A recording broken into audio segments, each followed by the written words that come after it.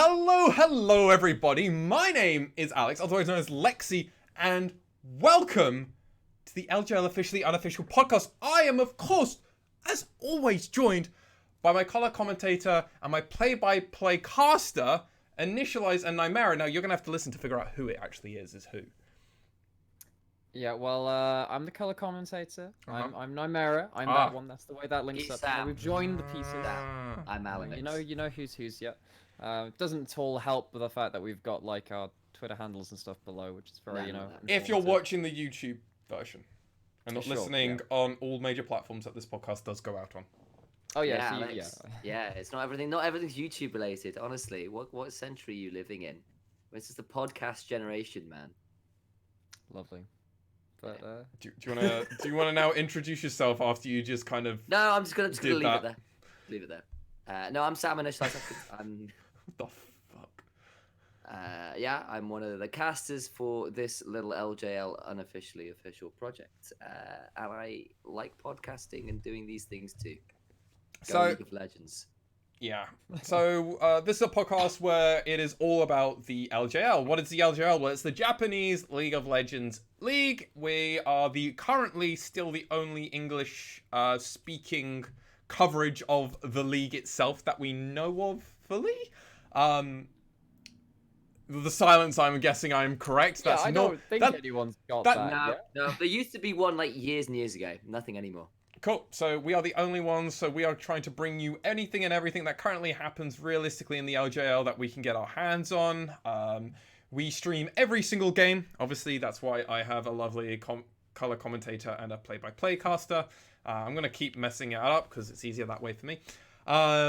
Where we go every game through and through. We also do a podcast where we give our thoughts on the league. So if you can't watch all the games because there's a lot of league happening, you can still get our running thoughts, potentially placements of teams, and you don't just go on the wiki page and kind of see what happens. There's a bit of insight. We actually give a bit of knowledge. Oof. Yeah, something like that. As if we know about League of Legends, man. Like, I mean, that's the real difficult part. Actually having to feign information about this video game. That's the worst thing. That's what I do. I mean, we've got 2 hard-stuck silvers and a one-trick diamond. So, like, what does that say about us? I mean, I'm doing okay for myself, you know. One trick. I like to think my mechanical flaws fail my big brain. No. I like to believe that's what it really is. Sure. Yeah. My mechanical disagree. failings don't allow for the That doesn't matter how big the brain is if it's all smooth, Sam. Everyone will remember this. Smooth brain plays. Yeah, that's the one. Yep. I've forgotten that was a meme. So this is episode 4 for us. We've actually somehow kept going. I'm more impressed than anything. This is now into the lull point of the split. We're in the middle point. That's episode 4 for us as well. We started the podcast at the beginning, just before the first week happened. Then we got a bunch of weeks, but it's all kind of lovely mirrored itself out. It's not going to work out, and then it will, and then we hit playoffs, and then it just doesn't matter anymore.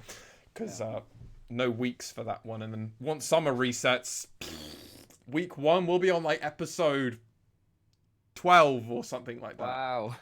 I don't know. But but I mean, and as much as, you know, it is kind of a lull point in the split, we do get to kind of update you guys on our thoughts about, you know, our preseason thoughts, because we did obviously that really big episode 1, went through a lot of stuff that had a lot of thoughts. Yep. But there's no real replacement for us actually seeing the games alive, living the LJL, really doing all the games that we can, casting them, putting all the time into it, and that really does update our values and our thoughts about these teams. So we do have some, you know, not everything has gone according to plan, and we'll get into that at some point in terms of our preseason thoughts. That's going to be fun for us.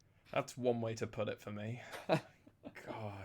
I think Initialize is the only one with his preseason thoughts that has, I think, one team correct, which is... I'd like to go see. I'm not sure. And that's because he just goes, well, DFM win, so I'm going to put them first, and then figure the rest of it out. You were absolutely not wrong at all. I mean, yeah, sadly, that is how it's gone. Let's briefly run down the current standing. So, brief context for everybody listening at the moment. Potentially by this point that you release, we will have either covered all of the games, or we will be covering the last 4 games on the Friday. Maybe I we'll think see. probably. I don't know what day we're doing at the moment, so we'll find out soon enough. Could possibly be a Thursday if people are around. Yes. So we are currently we've only covered the first 4 games. The 4 teams that we covered were Sengoku, the Fukuoka SoftBank Hawks Gaming, so that's Sengoku Gaming, V3 Esports, and AXZ. Yes. So we are currently working on a weird kind of standings page at the moment. So currently in first place we have DFM still 6-0 to our knowledge. And this is generally to our knowledge. I have not been spoiled at all, so I'm very happy with this. I've been spoiled for one game, but I won't spread what it was. So. No, don't do that. Twitter is a scary I place. I know. So I'm otherwise immune. I took a brief scare, but the knowledge has only scarred me. But I will grow stronger from this, and my LJL casting empire will DFM go were from kidnapped, this. and AXZ had to play in their place. That's exactly it. I mean, if anyone's gonna do that, it might be Probably them. yeah. I would be down for Corporal to pulling Aceros and just playing random champions in this. AP Rakan, let's go. This is AP Ricard. This is your time, man. So we've got still DFM, as I said, 6-0 to our knowledge. We also have Crest currently 4-2 to our knowledge. Then following that up, we have the Hawks currently at 4-4, and Sengoku is also 4-4. We have Burning Core at 3-3, hot off of their 2-0 in week 3. So obviously they are currently middle of the pack still. We have V3 getting their first 0-2, going or not 2-0, not going 1-1 rather, should I have said. Currently 3-5. We have Rascal Jester, who we haven't seen play yet, who are 2-4 with 2 games to play for, so definitely can rocket up those standings. And we have AXZ, who went 1-1 again this week, going ending up on 2-6. So we still all to play for. As we can only really talk about the teams that we have seen so far from this, we'll talk about all the teams in a more general state, but I think it's more important that we talk about the teams that we have currently seen, because then when the next episode of the podcast, we can do a bit more rounding up, put out for a basket for week 4, and then we'll do week 5. We'll do a very quick week 4, and then we'll do week 5 in the next episode. So, teams: Sengoku, SoftBank, V3 and AXZ. What's your thoughts, lads? What's your thoughts? Which one do you want to start with? Do you want to talk about it? Let's go in order. Let's go from top to bottom, how I've put it. So we'll go with the Hawks first. Go with the Hawks first. Okay. So they went 1-1. They went 1-1 this week. They're 4-4 overall. Yep. That does solidify them in this kind of top 3 bracket. They're safe. They're safe at the moment. They're safe in the top 3. Well, not unless Burning Core go 2-0, but we don't know that yet. Even then, they're still safe for playoffs at the moment. There's no concern of that. So in my preseason, I think I did have them put at 3rd. But yes, yeah, you did. I had DFM above them, but I also had Sengoku above them instead of CGA. So for me, this isn't exactly how I thought the table would be coming out, but I think the Hawks have shown a good showing. We've seen that occasional games, Tussle and Ramone just pop off, control the map, and then they kind of really smoothly use their advantages to just roll over into some pretty great wins. When they tend to get a lead, they tend to stick it out and finish.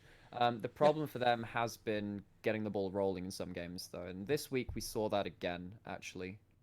Yeah, they went 1-1. The game they won, Tussle played a great Elise game, got his solo laners very happily ahead. His bot lane had a great game with Honey on Kaiser, following up on all the CC available. Dasher up on that Renekton had a great game too, but it was largely off the fact that Tussle on the Elise and Ramone on the LeBlanc were able to roam and put in, have that, not necessarily agency early, a bit of proactivity early that really benefits the Hawks. Whereas in that kind of lost this week, it was the one where it was versus AXZ, so AXZ picked up a win here, which was really good by them. It was a great win for them as well. Second week going 1-1 for them. Yeah, but that was the abomination that is Olaf Yumi being drafted against them, and Hoglet went 8-1-9 on that. Olaf ran over the game. I'll have a look at the stats, see how much damage he actually did. Yeah, he was doing.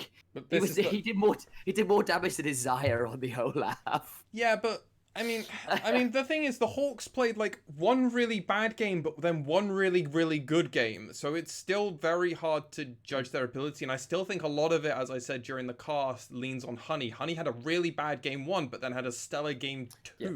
And it's weird that this Yeah. unknown, that relatively speaking, even though Honey's my boy, Honey is an unknown solo queue player coming into his first competitive league and going into an LJL, which is an emerging region, and then suddenly the team's basically winning or losing regarding him. It's so confusing, and they're not playing around Ramune or Dasher, so who are. Don't know how much I agree with that. To an extent, I terms of think the way I they're think the problem is they are. Yeah.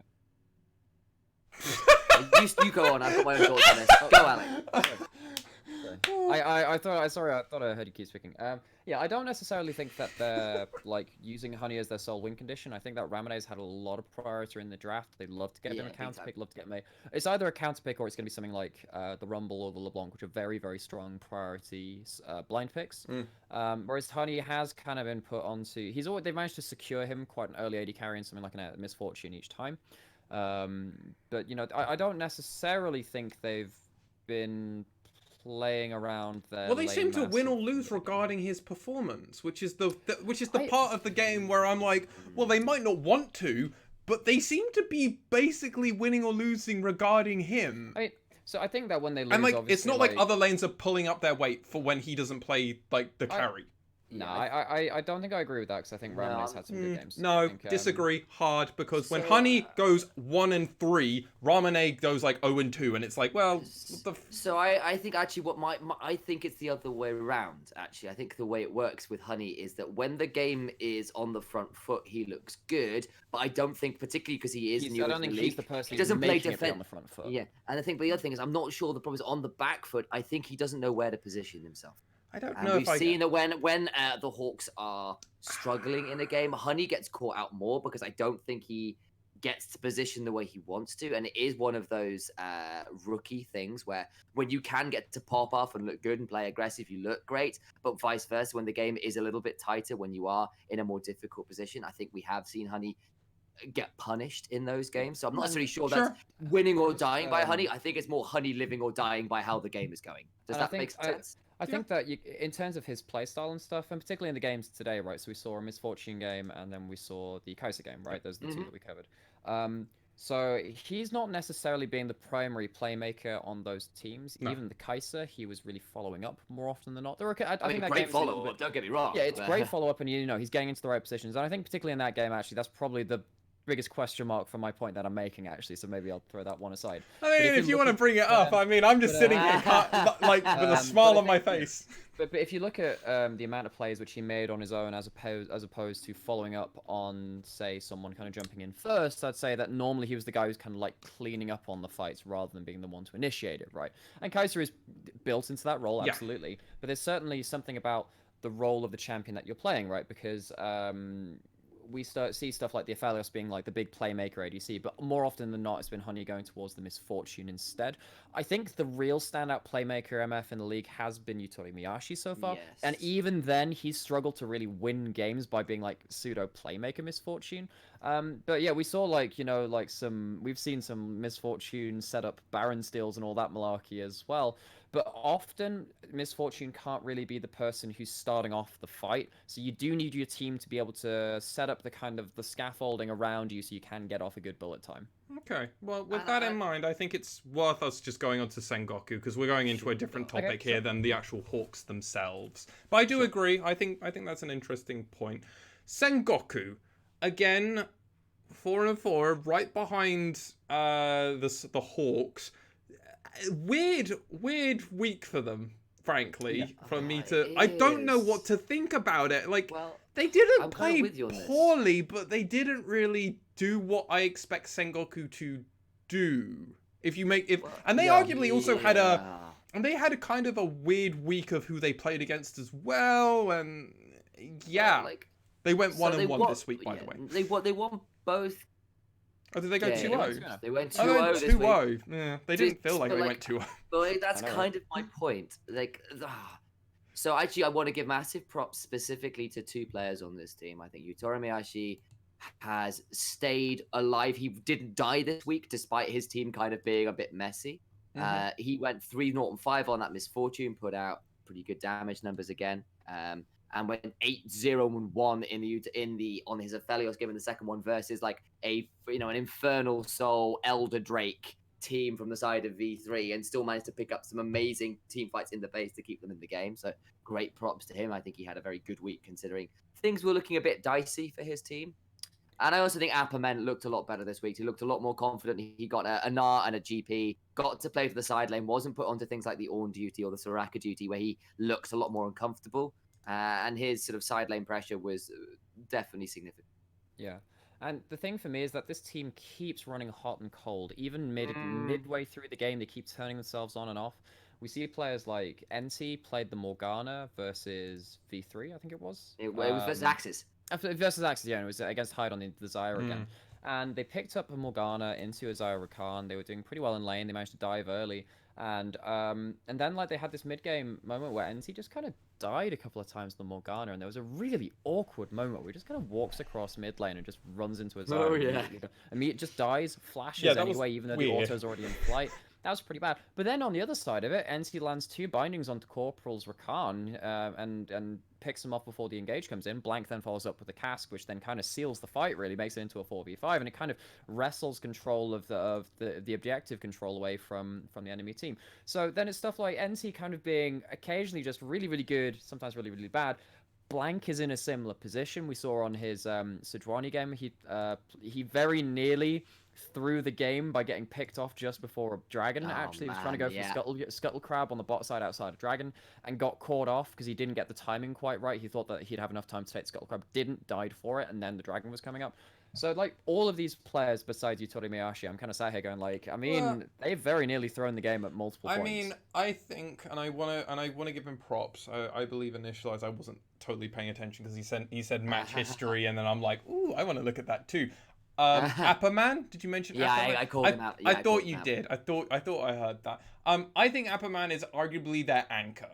I think while Yutori Muashi basically lets them win or lets them win the game, I think arguably, in my opinion, Apperman is their anchor. And the reason I'm going to say it is that monstrosity 56-minute game we were taken through. Oh god. Apperman frankly basically said this game's not going for another hour and 10 minutes because he pushed that top bot lane all on his own, got the inhib on his own, then he went to the top lane.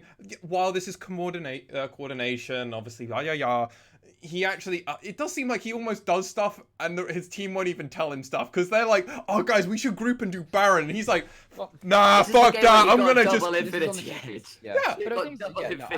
I agree. The GP game was really good and he was the guy who was set up to be the split pusher. And he's done that multiple times on their wins. Yeah, but I also think that, particularly in regards to that game, I mean, so Yutori Miyashi as a Phalios had, I think, he's their win con. He's their winner. And also, 100%. Like, we saw, like, the really big team fight where where tried to push into the bot side inhibitor, and they had the Elder Dragon. They were going for a fight because Apperman was trying to go for some numbers for you quickly before you go into this, just as a heads up. So the game ended in 57 minutes, and so the damage that the Aphelios did was 69k damage. Go on, continue, dude. Just want to put that numbers in for you. Yeah, so basically, like, they V3 at this point in the game had the Elder Dragon, had the Baron buff, and were trying to push in to make use of their buffs before they fell off, even though they were outscaled by likes of Orianna and Aphelios. And Archer was trying to go Super Saiyan and all this other stuff, and Aphelios just chunks out so much damage in that 4-man group and shows that actually he could outfight this Elder Dragon team and could pilot this late game AD carry pretty well, actually, at that point. I think that Aphelios, Yutori Miyashi on the Aphelios never looked like he was going to die, never looked in danger, really, and ended up kind of being this point, this immovable rock where the team of V3 are like, well, we can't win if this guy's alive, because he has a front line in front of him as well. We can't dive in there while this guy's alive. And yeah, that did free up Apperman to do other stuff. It doesn't work with both of them playing exceptionally well, don't get me wrong. They were very strong in that game, but you don't have one without the other. So I mean, the dude did 12,000 more damage than an Ezreal on the Aphelios. He was he was double a Gangplank and double a Gangplank with double Infinity Edge damage. He was double an Orianna of late game damage. Like the guy did absolutely insane levels of damage in that late game. So I want to hit on a point that I began with, because I think that's more important before we go into our V3 talk. Because I don't want to stay too long, because obviously we've still got 4 teams we haven't seen, and we want to wrap that one up quickly in the next episode. I said weird, and this is a weird week for them. And I want to quickly explain why I think we all think it's a weird week. They went 2-0. They didn't look like a team that went 2-0. Yeah, it was shaky once again. They had the longest game of the LJL, which gave V3 now the prize of fastest game, which they won, because they did that against AXZ. So they actually have the fastest game, and they also have the longest game, which they lost. So weird to be a V3 fan. Yes, there was that game, and the other game. Yes, there was the AXZ game as well, which again, in both of these games, they were losing key team fights at some point. They were behind in gold for most, I think both of them, right? No, they were way ahead in the second one.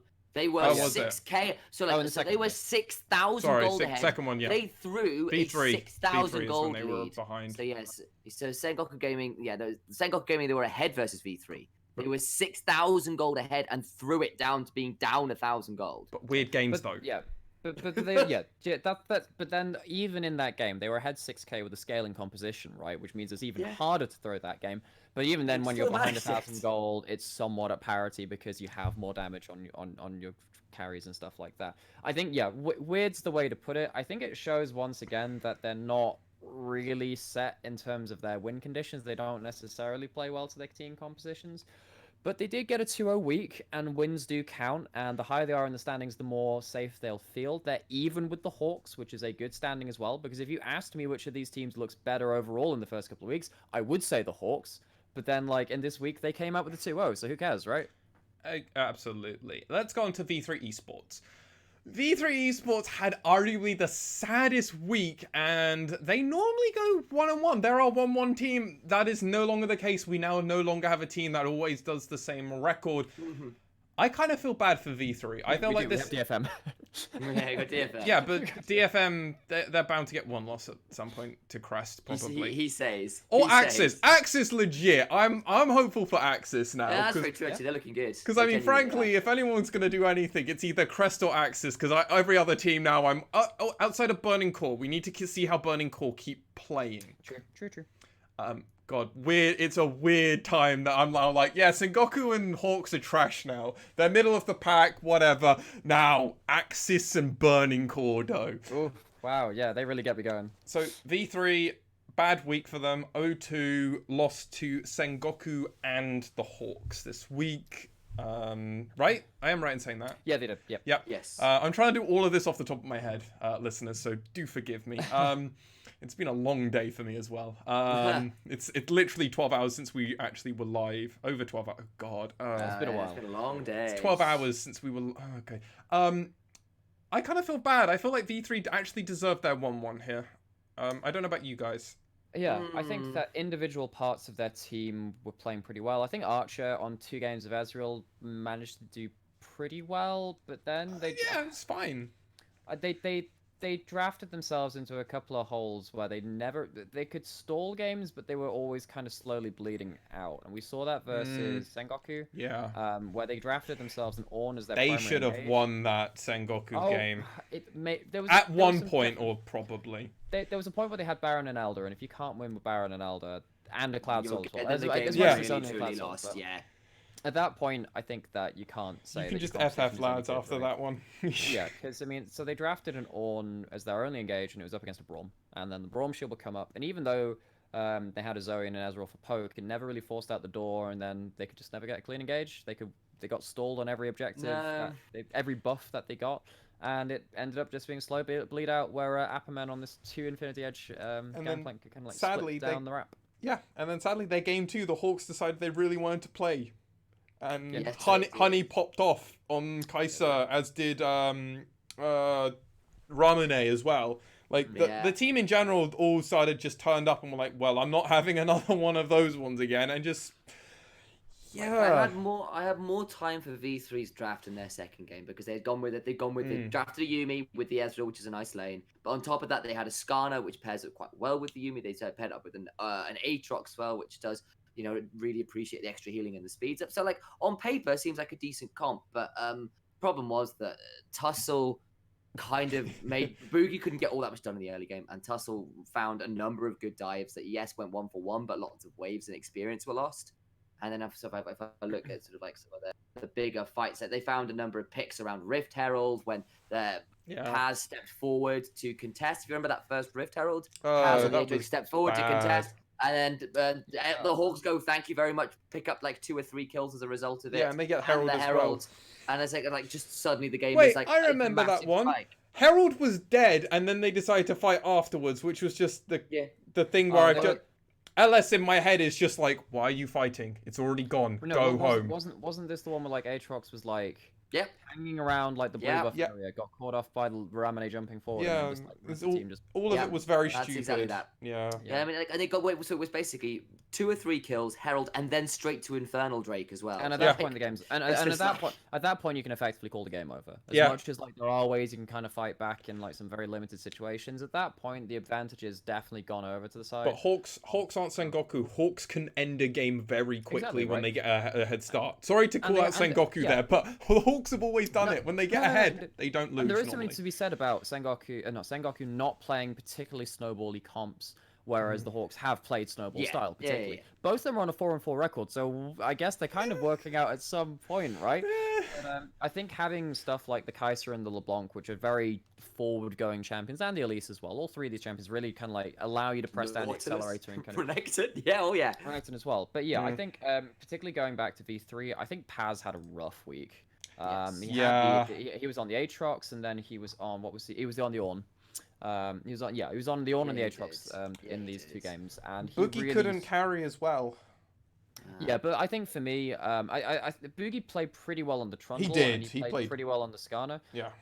But this was a conversation I was having on cast, wasn't it? We can talk about their roles within the game and the roles within the team and stuff. I think that Boogie played admirably. I think that if you took him as a player out of that team and put him into another team, he would perform pretty well. I think that Paz in isolation played pretty poorly this week, or played pretty poorly. He had a rough week. Didn't really manage to find an impact on either of the champions that he was playing. And then let's be real. We really need to get back to the drafting phase and think Archer, about it. and Reina, none of them really kind of impressed me. Like they were fine. That's where I think the line's drawn. Okay. They were fine. I have no complaints, but at that same time, I'm like, I kind of want more because you're meant to be the best. Yeah, given how Archer and Reina last week had that Xayah Thresh game where they were really, really good, all this other stuff, they've had these kind of flashes of brilliance, and then they went over to like the Ezreal Braum, and then it wasn't the Ezreal Braum. It was the Ezreal Yuumi. Ezreal Yuumi, and they had another game of Ezreal as well, right? Ezreal Karma was what it was. And the Karma was just really low impact, even though it was picked into a Braum. And then the Yuumi was fine, but like didn't end up winning the game for them. But like, again, I think they were middling performances. I think Archer had a pretty good game versus Sengoku, but then he just got outscaled, and he would have needed to be like deft to really carry that game. I mean, I also kind of wanted to sort of bring up more of a meta point, I guess, about the team of V3. Like we were talking about how we thought, or you specifically thought that Boogie had an admirable enough performance. But I had this conversation on cast that I worry about V3 when Boogie doesn't have high impact early because the team looks lost without him kind of leading the charge. Like the games they have won, it's ones where he's pulling off dives and getting things happening in the early game, and he wasn't dying or anything. He wasn't necessarily getting anything done either. Was kind of waiting to hit level 6s on a lot of his champions. And I think this is a consistent issue I'm seeing with V3 at the minute. That when Boogie isn't kind of really leading that charge, isn't carrying, or at least setting up the rest of his lanes to carry, V3 look really lost. I don't disagree with your statement there. I think there is some fact behind it. I think V3 are just in a really weird spot, and I hope they can figure it out in the next few weeks, because if they don't, they will actually be potentially at risk of not making playoffs, and that would be kind of devastating. That'd be really sad. Yeah, given how they were a finals contender in the last split as well. Yeah, exactly. That'd be such a fall from grace, and I would be really sad, especially with an upgrade in the jungle. Disappointing. Yeah. Our fourth and final team that we're going to discuss on a more happier note, because I think we're all far more upbeat about this team. AXZ! Yo, I remember week 1 and week 2 where I was like, it's AXZ, whatever, write them off. These boys are here! Yo! I'm actually becoming a slight fan of this team. Like, when you watch them play, they're just playing with a flair. Like, it's kind of watching almost like DFM and Crest play when Arya's popping off, or Seros, or Ebby is doing. Like, it's these moments of brilliance that you just keep seeing from the players, but it's all the players seem to be doing this at moments. It's not to the same level, obviously, quite yet. We need more weeks. We need more numbers, but 1-1. Okay, they're turning it on. I'm impressed so far. And the person who's impressed me the most this last week and the last 2 games we've covered is Hoglet, actually, jungler for AXZ. This guy played the Olaf game, went 8-1-9, and then went on to and then played a Sejuani game in that crazy, nearly carried it. Yeah, crazy game versus. And then he's Sengoku, dancing right? at the end of it as the Nexus guy. Oh, and he's style points. It's some interesting games there, but like he didn't die that game on the Sejuani and had some good early game impact. Managed to get himself in the early game for the Sejuani, managed to pick up some good CS and pick up a kill as well. On the Olaf, he was playing against the top lane. The enemy top lane was an Aurelia that got very fed, got herself up to a Triforce and Tiamat into a very strong matchup against the Gangplank. Was looking to really put the hammer down on Eunyan, but then Hoglet came in each time he tried to dive, and 2 times managed to shut down the Aurelia as she was going for an all-in and turn around this massive winning lane for the opposing team, and he just ran through the map with that Olaf. Really, really good jungle performance that game. Yes, it was. I mean, it was also backed up by the fact he did have Corporal on Yumi that went 1-0-17, which was quite a lot. Again, really. I mean, I need to see the rest of this, but damn, he's making a strong statement to be like, I wanna keep being your support of the week, mate. Like, he's performing. He's had a good week so far. Both games, even in the second game, of course, he did get he only died twice, but the double deaths he did have were quite impactful. Were really important, actually. True, very true. But, I mean, I will also say that Hyde in that game, and particularly the second game, went 2-5-5 on that Isaiah. There was a couple ults after having been down. I remember one of those in place, which just didn't avoid any damage. And one of those kills is just someone inting, because it's the Morgana. Remember, he just gets the free kill. So you can't. He actually went 1-5 because you just don't count the Morgana kill. And don't get me wrong. That was. I said this as much kind of like to you. I can't remember if it was off stream or whatever, but I think it was a really hard game to play the Zyra in that game. Wasn't helped by Hyde's mid and late game in terms of how he was pushing himself up near to the areas of Fog of War, which Morgana could have been sat in. The binding flies out and he has to burn his ult. There were like 3 times that game where his ult was blown just before a dragon fight came around, and it meant that they had one less defensive tool to play around. And there was also another point as well where I thought Corporal was playing really well on the Rakan, trying to like just body block the Gragas away from his Zyra, and Zyra takes a step like towards Fog of War, gets caught out by a binding anyway, and then just dies anyway. So as much as Corporal was trying to back up, Hyde there didn't end up working out. And that's not to say that it's not a team thing as well to communicate that there's danger and all these other things. But in isolation, if you're looking at it, it's not good optics for Hyde on the Zyra in that second game. But then in the first game, he played pretty well, right? So yeah. I mean, Gadiadu and Eunyan also playing really reasonably well. Gadiadu had a really good last week. This week he did. It was fine. Good. He did good. Yeah. Game 1 was really good. Game the Victor ended up switching online, but Game 2 was. But then, to be honest, the whole team had a Game 2. So exactly. I'm not gonna. There's no point in like kicking someone when the whole team's down. Like there's no individual player to blame there. Yeah, exactly. And it's still a good week for AXZ. Yes. They should feel happy with themselves. 1-1 is a respectable result. They might kick themselves that it wasn't a 2-0. Because it was within sight, actually. They had control over that second game as well until it got wrested away from them by Pyrian and NT in that one dragon fight and everything turned around. But this was a harder week for them. They played against Sengoku and Hawks, and they almost went 2-0. Now, that's what I think that's really important context for you listeners. That's why we're so high on AXZ at the moment, because had some good games. They are showing against the top half of the table that they can perform. If they get some free wins, free quotation marks, free wins against these lower level teams in the standings, they could easily jump to middle of the standings and make playoff. I mean, that's my issue, though, is I think every team suddenly becoming a middle of the standing team, caliber team. Which works perfectly for AXZ. Yep. Well, yeah, but it's going to be interesting because it means that those playoff spots, when and if they become a little bit more of a contention, are going to be so difficult to call. I think it is going to be only decided potentially in the last couple of weeks. If people keep sort of switching games and dropping games they shouldn't be, and this could get really tight. At the minute, the only team I'm seeing DFM. pretty sure to hit playoffs at this point is DFM. Yeah. With All that, the other teams we could see drop out yet. Could. Yeah. That would I'm be. not saying they will. That would be a hell of an upset. Imagine if DFM then probably went 0-6 and didn't make playoffs. Yeah, that'd be something. I would probably cry because I'd be like, "There's something really bad that's happened, like really, really, really bad." But they're all our teams so far. That's what we've covered so far. Let's go and actually do a little bit of a talk about one or two of the games. We've already kind of covered a lot of the games when we were actually reflecting on the teams so far. So there's not a huge amount for us to really cover. But personally, there is one game that I would kind of like to get your impressions on, because I think it is worth talking about, and you're gonna kind of hate me, Alex, because it's the game that you have an infamous ending to. It was so good.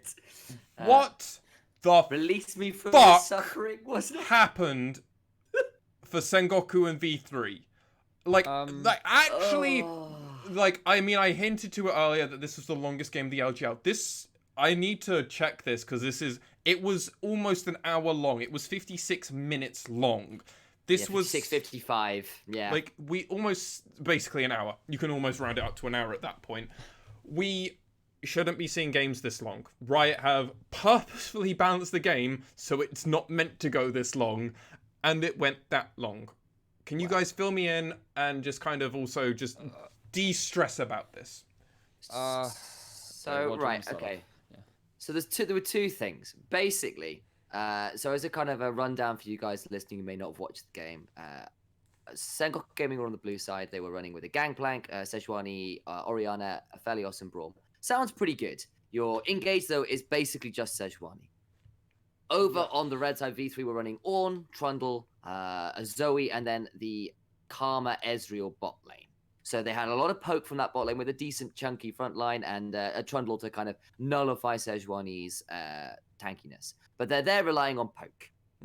They've only really got Bubbles landing incidentally from a Zoe, the occasional pillar, and Ornn is the only true kind of engage from them. Basically meant that neither team could actually find a pick onto the other team. The poke would land and it would just not be enough because even with the subjugate running blanks, Sejuani would go down to about a third HP and sort of Arctic Assault away, and they could never get through the door of Braum. On the other side, like it was like Yutori Miyoshi was like, I don't really want to step forward into all this pokes. It's difficult for me to step up. And Blank would throw out his ultimate, and it would either be Arcane Shifted away from, flashed away from, or it would hit, then get QSS'd away from, and there would be like no way to finish off kills. And so the first blood came through after 20 minutes into this game. We were killless for 20 minutes. I wonder if that's the longest first blood currently in by far. It's in LJL, absolutely. In LJL, oh, in the LJL, yes. I need Wondering to do some, worldwide, I'm going to do actually. some It was a really stat long looking time. after the podcast. Yeah. We'll do it after the You guys, podcast. if you want to talk, Yeah. Namira, I'll have a quick gander if I can find it.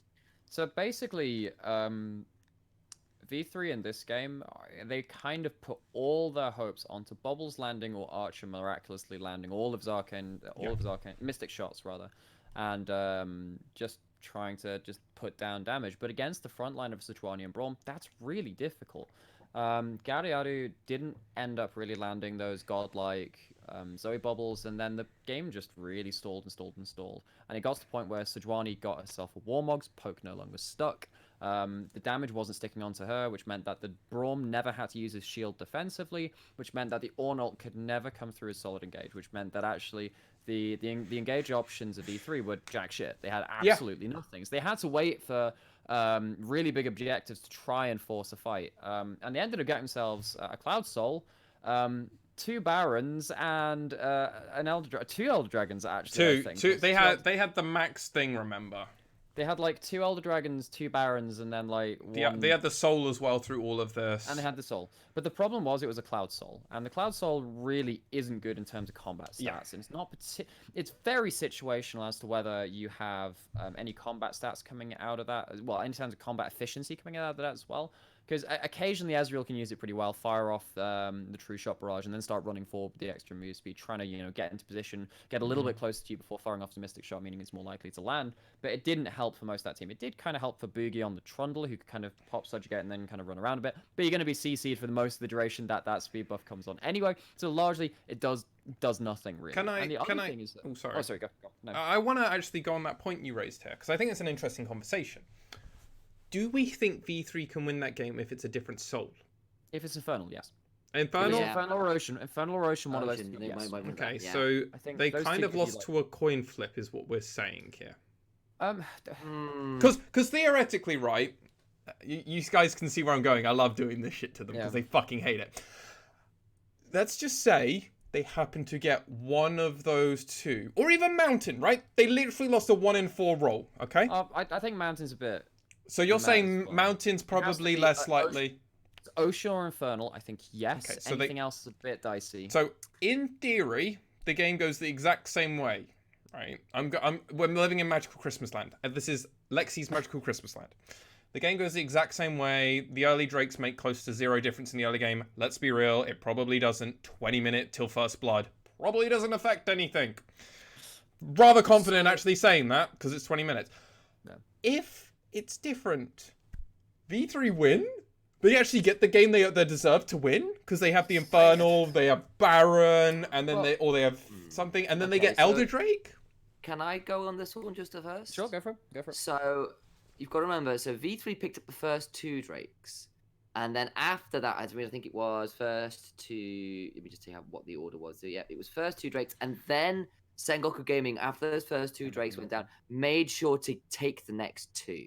Well, and then they kind of didn't have that much fuss. I mean, there was weird fights that went around there. There were a lot of weird dragon fights. Yeah, yes, but there was also the fact that they did manage to take the first 2 Drakes. So the first blood happened. They managed to take a Drake for free. The 3rd Drake for free. They took the 2nd Drake effectively for free, having got first blood in the towers. We didn't take the first Drake for free. The 3rd Drake was what I meant. I didn't pronounce that properly. Sorry, so Sengoku. Sorry, that's me. My memory is yeah. coming back badly now. But if those had been Infernal Drakes, I wonder whether their damage would have been a little bit higher. I'm aware that it's the not stats the same. you get from one Infernal Drake aren't great. Even exactly, 2 is negligible. If they picked up 2, it'd been the same as just 1 in the last game, or in the last season. Split still not season. No. Great. But the question is, would they then have contested a bit harder for some of those other Drakes if they knew what was coming up? That's the question mark. I That's think knowing that it was a Cloud Drake, I think that Sengoku didn't particularly worry about it too. But they lost. It wasn't just stall it till it was. But they lost super hard the fight before when they V3 was able to just get that soul. Like they basically they got 3. That was a weird fight. That 3rd Drake was a weird fight. Drake number 4, they just kind of inted and then gave them the soul. That was a pretty bad fight. So I'm looking at because they got Baron before that one, right? Or was it they got that and they got the soul and then Baron? Drake. So they got soul for free. Yeah, no, we know that. So because they got kills before it. No, they didn't. They didn't. It was that might have been the Elder Dragon. Yeah. There was Elder Dragon. So no, they got the last kill. So there was no kills. In fact, the latest kill before that was Yutori Miyoshi killing Archer. I'm pretty sure there was a huge fight and people went back super low health. I'm looking at it now. Nah, because if they go back low health, they won't recall that. That's a thought. I'm looking at the VOD now. I'm putting the VOD up. So you're looking at. I'm looking at a Cloud Drake, sort of probably about 33. It's been a long day. But yeah, so no one was dead. So whether or not people, the question is whether people had gone down bound in low health. That's a possibility. But also, like, I mean, you look at this and you say, oh wow, they're fighting over so many dragons and all this other stuff. And yet, Sengoku had the scaling team composition. If you look at the other game which springs to mind, which is similar to this, is Sengoku versus Dead Nation Focus Me. But Dead Nation Focus Me, against the buff up the Olaf comp that they played against with the Olaf Soraka, they chose to let a Mountain Soul go to the side of the Olaf, and it didn't matter. They still won the game. The Mountain Drake didn't end up affecting the game that much. The Cloud Soul in this game did not affect the game all too much. I think that once you start finding around Elders and Barons and start, like, that's when you can start worrying about the game. But even then, actually, with the Elder, they didn't manage to, like, they didn't end the game. They didn't even take any They had Baron and Elder with it at the same time. They did, and they weren't managing to push into the base. They managed to push in the one time when that was the crazy fight around the bot inhibitor with the 4 versus 4 and then Appermen kind of being up in the base. place and all this other stuff. So, yeah. of course, when they got the Baron, they got 2 kills, and got the Baron, they got the Elder Drake straight after. But it was Apperman. All he managed to do was trade in for that inhibitor. It was at that point that Apperman had gone, we're not winning these fights, and started split pushing. Yeah, and they decided they could 1-4 and survive in the 4-man group because Sejuani and Braum were strong enough at that point. And I think the other thing is that, I mean, obviously the elephant in the room is the Karma, right? There's this Karma support on the side of V3. And when you pick Karma, it's pretty good in lane, pretty good to buff up someone like a Caitlyn or a Jinx or a Kog'Maw, this kind of thing. Someone who needs the speed up to kind of get in there and start dealing off this crazy late game damage. Ezreal's not really the late game carry. If you had the Aphelios yourself, sure, that's cool, that's nice, cool. You got the crit carry, you're going to be able to dish out damage. Cool story. Ezreal is not going to be your one-man carry, protect the AD carry kind of comp. Archer did admirably on the Ezreal, but it was never going to be that 1v5 champion, even with the Elder Dragon up there. And then you're a engage deficit, right? Yeah. Because you're not someone like a Leona or a Nautilus or even a Braum really for the disengage. Thresh. So many. They're basically any other support. Alistair, for fuck's sake. Yeah, basically every other support has CC. Karma has like Rumble support would have been 10 times better. It would have been pretty good. It would have been pretty good. Yeah. So to throw it way back to like the opening minutes of the game, like the idea. Oh, guys, I remember how they got the soul. I just watched it. Right, let's go. This is why Boogie steals it. Oh, he runs in, uses it. They use everything to protect the Boogie. And then he's like, he just walks in. Yeah, he just walks in, and then he gets out, like pops his shield thing, stopwatches, flashes, and then he's out, and then they all just part away. Yeah, I'm with you. Yeah, the big fight where they lost was around the Baron. Was that? So that was the one where V3 got a decent. That's an important thing because they stole the third one when they weren't meant to. Yeah. Imagine if that's Infernal. Ooh. Oh gosh. Yeah, that would have been. That game ends. Oh my god! Why would there's a chance. There's a chance. Why isn't it Infernal and V3 just lose from stealing? To answer potentially a little bit of the question about why Ezreal Karma is, if you remember way back to the level 1, they split the map into vertical jungling run. So Boogie basically split the map on the bot side to give his bot lane level 1 pressure because Ezreal Karma level 1 is utterly obnoxious.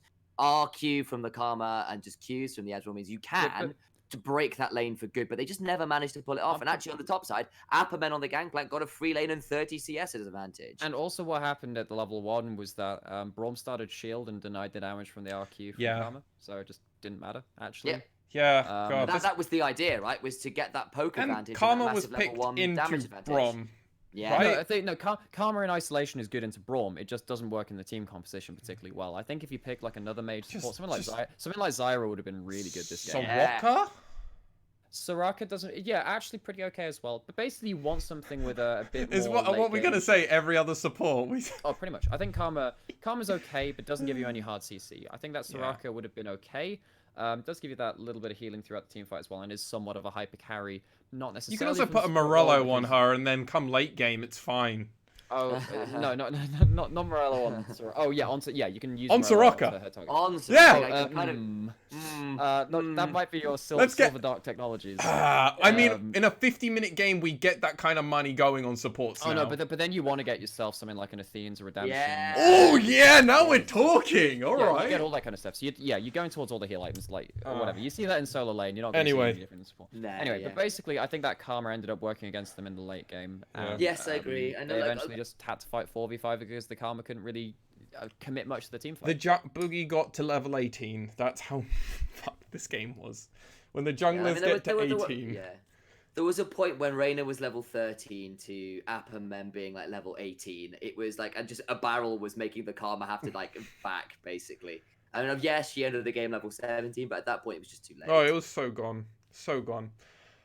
Let's get on to a more happier topic. But I think that, but honestly, listeners, viewers out there, I'm actually going to recommend you watch that game. Oh, Jesus. Oh, are you sure? Yeah, no, seriously, right. Watch the clips from that game. Oh yeah, go on our Twitter, or at the end of once we finish our week, I am going to compile a video because I think it's going to be an interesting thing. We want feedback for that as well, so please, if you're listening to this or watching this, I want feedback in relation to a compilation clip highlight video that we're going to be throwing out on the YouTube to kind of maybe give a bit of quick thing with the standings at the end so people can be like, oh, that's what happened. So But I haven't got any clips from the V3 one because nothing happened for the first 20 minutes, so I went resident sleeper on it, and yeah. Maybe I'll put the Bengi stealing dragon because I think Boogie. Boogie. I've been so good. I've been so good. I've been so good. I've been so good for like 2 weeks. He's got so good at stealing. He's stolen Boogie's job. I've been so good. I've been so good for so long. Oh. Well, that's at least brought a smile to my co-hosts' faces. So as opposed to that game, which was just so hard to sit through. Actually, it's just very dull at points. It just ended up being a ping pong game. Let's talk about something that is a bit more uplifting. We're only going to focus really on the last 3 weeks for this one, because I think it's an interesting topic. But let's talk about our players of the week. We're in this halfway point now. Obviously, we've seen 4 teams play, if you want to bring those players into your overall. But I think it'll be interesting to kind of be like, who's surprised you? Who's disappointed you? Any teams? Anything else? Any thoughts so far on the LJL and the teams? I will begin with a very easy statement. DFM are not surprising me at all. No, they are not. I think they've surprised me in terms of consistency and how uncontested they are. Really? That's surprising? Oh no, like having as little contest as they've had, yes. Okay, sure. There's actually been no worthy contender to them. Crest is the closest thing, and we haven't seen them play yet. We haven't seen them play yet. They played. They played yesterday. We've not seen it. Yes. Oh yeah, no, we don't know. This is important. In our context vacuum, we have no idea. So we'll know in a day or two. So then we'll have some advantage. But like, I still have to say, I've got to give the advantage to DFM going into that match because I think not only are they looking good, they are improving as well. It's not like they're staying stable and the same week in week. They are getting better. Week 3 was a big week for them. Yeah, it was. Their scariest week, arguably. Well, it's the fact they were pulling out some actually relatively clean 1-3-1 or even 1-2-2s with the addition of the Thresh to keep Syndra safe. Just really smart heads-up macro play. I mean, potentially when you have the best support player on your team who is also potentially... I don't know. I'm actually going to say this. I'm confident with my statement. Because I am. Gang is the best Thresh player in the LJL. At me. Yes. Yes. I mean, actually, think about his finals performance. Oh, really good. Summer. Don't get me wrong. Yeah, very good. I'm very sorry. good. That Yeah, man basically had a pretty one game and then basically said, screw that game, I'm going to carry you motherfuckers. But it's not, that's not to say we don't, it's kind of hard because each Thresh game is kind of its own little microcosm of things happening within that game. Good though. Gang is a fantastic Thresh. He is. I mean, so just, I think Reyna, Corporal, and Proud have all had some really good Thresh games. Absolutely. So it's not like he's there with no competition. Oh, it's not a clear-cut thing. I think that Reyna in that Xayah Thresh game was like low-key carrying that game to agreed. I'd agree. His lanterns were probably the best. Corporal against Crest Gaming when he played with Thresh and was kind of like making so good. just making Grendel just so accountable when he was playing on his Nautilus. Oh, as a support man, I was so happy. And then Proud versus Axes when he had like the hooks going into hide Syndra and it was like we was once and Proud teaming up and stuff like that. So I think that all 3 of these guys and also Gang as well has had one. I think he's had 1 Thresh game so far this split. I can't remember exactly. I don't know, and I'm too scared to look at certain resources that would let me know. Yeah, but I think that we've had 4 out of our 8 support players have had good showings on Thresh so far, so I think it's an important champion to keep track of anyway. But I think Gang has been a really good Thresh player. You're right. It's been like Gang. So like the guys we've put up as for our supports have been Gang. I think Nymera, you put Proud in week 1 as well, who also had a really good Thresh game again. Yeah, that's the game I was talking about. We had Pooh in for week 2, had a superb game. Unanimous through all of us. Yeah, he had a very, particularly his Braum performance in that week was just like awesome. Yeah. And over in week 3 again, it was I think we were kind of split between Corporal and Gang again. So it's been like Gang's that consistent player. I mean, that's also to help when DFM are winning, right? But there have been other supporters stepping up and looking really good at points. Yeah, Proud's looked good in some weeks. Week 3 was his breakout week, arguably. It's super interesting looking at the support role, but then it's what's more interesting to me, and maybe you guys have twigged onto this. The same 4 or 5 players keep coming up in our head.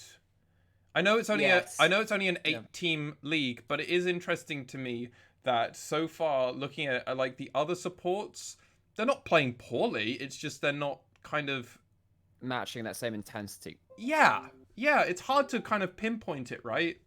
Yeah.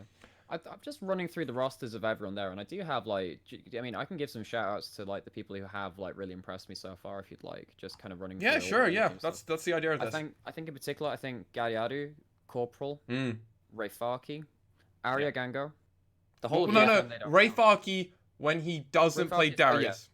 Yeah, Rayfaki as well, done really well. No, you said Ray Farkey, but Oh, yeah. Ray Farkey when he doesn't play Darius. Yeah, I think, Every other Ray Farkey I'm all right with. I think actually Hawks I'm gonna set aside for now because Hawks we can talk separately about. They've been as good as they have been bad. I think Art has been really good. Yeah. And I think that Yutori Miyashi and Appaman have been really good. And then lastly, because then it's V3 is the last team next I'm doing in alphabetical order. Have you said Arya? I have said Arya. Okay. Yeah. Arya and Gango from Crest. Oh, sure, yeah. Absurd. I think for V3 it would be Archer actually, because Archer and Boogie. I think those are the guys. Boogie has to be. Archer and Boogie, but then Boogie's has some kind of quieter games as well. But all of those guys are just rattled off. I think like had relatively impressive. Yeah, they in the first couple of weeks, they're the people I've kind of twigged on to say, yeah, they've been good actually, better than I would have necessarily thought coming into this split, given the level of competition. DFM just stomping everybody, and it's all their players, so it's no. It's hard to say any one person from there. DFM are just damn good. They were granted. Sirius was my player of the week for week 1. For very silly reasons. It's interesting that like the mid laners, we only had 2 main laners going for the player of the week, or player of mid of the week, and then player of the week as well. And it has been basically Seros or Arya. That's it. Yep. They have been that good, those 2 players. I mean, it's not like people like Ramane's had some weeks where he's been pretty good. We've had some pretty good performances. Rocky had a good week 3. Game, had a LeBlanc game. Yeah, but just the consistency and actually just sheer mechanical brilliance. Agreed. Well, that's why those guys have been really putting their names up for that. So I think at this point you have to put Galliardo in the conversation as well. Yeah, he's actually. I think he was the standout in the weeks where they were going 0-2. I think he was kind of the one guy, kind of like holding them up. Yeah, there. It wasn't enough in those weeks, but then he kind of came back. He had that one Lysandra game where he looked pretty on point, and then the first win was when he was on was that the LeBlanc that he was on? Was that the game that they won? And then I think it was yes, LeBlanc. It was. I believe so. Yes. Was that against? I would bet money on it, which normally means it is the yes. Yeah. And then in this week when they picked up their win, who was he playing? He was playing Victor. He had a very good Victor game. He scaled up really well on that. Yeah. I think that Galliardo actually has been quietly performing all this time. So I think it's as much as he hasn't been player of the week because Arya and Seros have been so valuable to their teams. Yes. I think that this guy shouldn't go unmentioned. No, I totally would agree with you. I think what's also interesting is so far Steel was our player of the week for week 3, but then Steel's been so good. Tussle was our jungler of week 2, and then week 1 I picked Tussle, Nymera you picked Steel, and then Initialize you picked Want. So week 1 was our weird week, but then I've already said how I think about week 1. I think week 1 was just a feeling period, like. People were just getting used to it. In my eyes, I know you guys have slightly different opinions on week 1. I think that Steel played really well in week 1. He did. In my eyes, he just his Jarvan was just on point, just delivering engage after engage after engage, and it showed why that champion is quite high priority for a lot of teams as well. Just allows you to play wombo team comps, but also have some early pressure as well. So I think Steel's just generically very good. But yeah, Wan's had some very good Gragas games. Yeah, he did. I mean, like, and even more recently, like last week as well, when he went like 3-2-11 versus Sengoku Gaming on that Jarvan again, put so good. I see Empyrean into the ground. They could do nothing. Oh, like, it was against Cool. So like again, and so like the thing is like, while I think Steel and Tussle have had some very good games, Boogie as well, I think is kind of in that level as well. I think once is the other jungler I've gone, you've quite impressed me. Yeah, I would agree with to some degree with that. One thing I do want to kind of do, and this is slightly related, slightly unrelated, but conversations are fun. DFM. Yes. Right? So our expectations are high with them. They are the 2-time Worlds contender, 2-time MSI or something, 4-time Worlds. They did a lot. They are the LJL's team.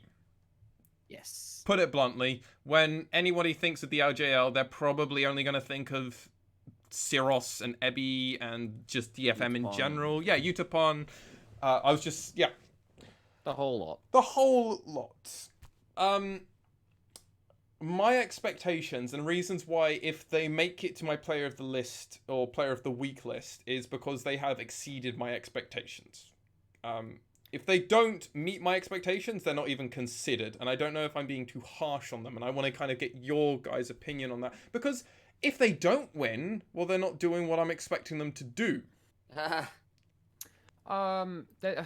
This is where you have to really set out the terms and conditions of your player of the week, your MVP, your value. But you know, how do you value a player? Is it the raw value, or is it where they're performing to their level? Is it how important they are to their team? Is it about the meta and how important their role is? Because if a role is less important, how do you judge them compared to other players? Is it then to the power of their role? Is it their style? Yeah. Is it because they're more flashy, or are they more consistent? That's definitely why Ardia has been consistent.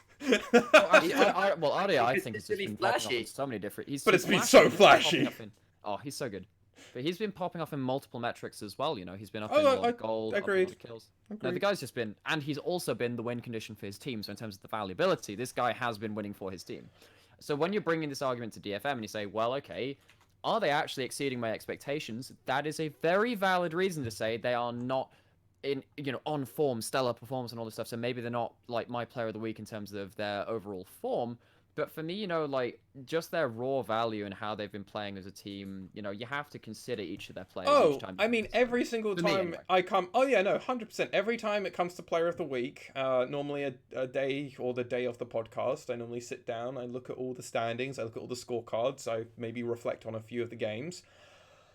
Normally, all of them are at least put in my short list of players, but then I commonly look at it and go, unless it was someone like Ebby in week 2, who was just playing out his mind and was just carrying basically all of DFM, because they were like, all right, we're just going to play through Ebby so we can show that we can play through our top laner, because that's what we need to do for this week. And they played like gods. Week 1, they were like, we're going to play through jungle. Week 2, we're going to play through top lane. Week 3, was that many? That was Siros's one, right? Yeah.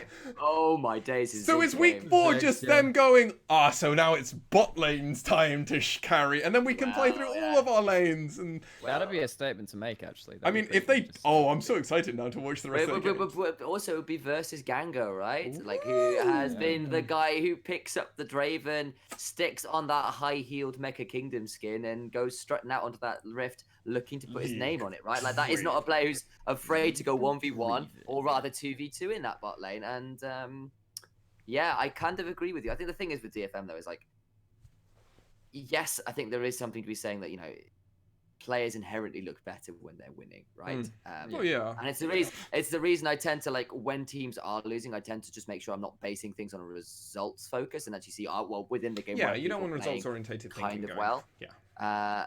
But actually, what I've seen of DFM, a number of DFM's players is really impressed. So we talked about Ebby and his kind of really domineering performance, particularly on one of the set games where he was putting the Mordekaiser from Uynyan like into the dirt. It was like level 2 to level 4 up there. That kind of thing, when you can pull that off, is immediately makes you go, well, yeah, this guy is just really good. And the inherent value to your team, just your inherent value before you start weighting it to whether your value to the team is important or not, is so high it doesn't matter what anybody else does, right? Like, and that kind of. Well, it's like the problem for forever was, if you're on a team with Bjergsen and an A, how can you be considered for MVP? No, because Bjergsen's value is that high, or at least was. It's that, it was at that for long period. I've got something to ask you guys off stream about Bjerg. No, off stream. Okay, off stream. This is LJL content. This is also it's a TSM fanboy having a breakdown, so I need to ask you guys something. It's okay, all right. It's not good. We'll console our host off stream. I need some coaching on something, or help. Okay. But that's besides the point. We'll get that later. Okay. I was talking about like the players which had kind of relatively impressed me for their teams and stuff. Yep. Yes. I could do the opposite if you want and give you some players which have underperformed in my eyes. Yes, I want to know. Yeah, sure. And then after that, we'll do a quick meta talk and then probably round it up. Sure. Okay. So I'll do one or two per team, depending on how I'm feeling, how kind I am. I think Sure. Earnyan for AXZ has not been great overall. Really, I think he's been all right because I think he I- survived a fair amount of pressure considering he's been dived a lot. I remember his Kale game, which was pretty awful. I remember he had a couple of Gangplank games, which Okay. he was playing pretty bad on. He played the Mordekaiser versus Ebby and got absolutely That one slapped was not around, good. effectively That one was not single-handedly good. lost them the game there. A lot of that is teams focusing on him. I don't think he's necessarily played the 1v1 very well. And this is as much as it might seem as I'm just straight up flaming them. I think a lot of the time it can be a product of circumstance, not just the player's skill and all that other stuff. So don't take it as an insult. But I think Earnyan has not particularly impressed me thus far. Might just be a champ thing at the moment. But then It they've might be. been drafting beautifully, so it's They have less been. I likely. think AXZ have been drafting pretty well. That's I think what I if you thought. move over to, Burning Core. I mean, do you want to So can I counterpoint just that? Or- yeah? So I think actually, like for the Kale game specifically, I actually think he played the lane pretty well. I think he got it to a Yeah, pretty but the decent team speed. fights were. But exactly, Garbage. but it wasn't. Remember, it wasn't him. That's It me being was nice. it was Dasher's Kale. Remember, that was the one that was missing the ults. Yeah, no, and Whereas that actually, was when, I don't think it was on the Kale per se losing those. I think it was just more Kale. And I think the Well, it Kale wasn't rather. pick. It wasn't on Ewan Yan playing badly. It was more the Kale pick. Whereas I like think, actually yeah. you're just not online at this point. Sure. And actually, and today he was. I think he was double gangplank today. yeah, and there double was the gang one fight. game- One game was just kind of meh. One game that was good.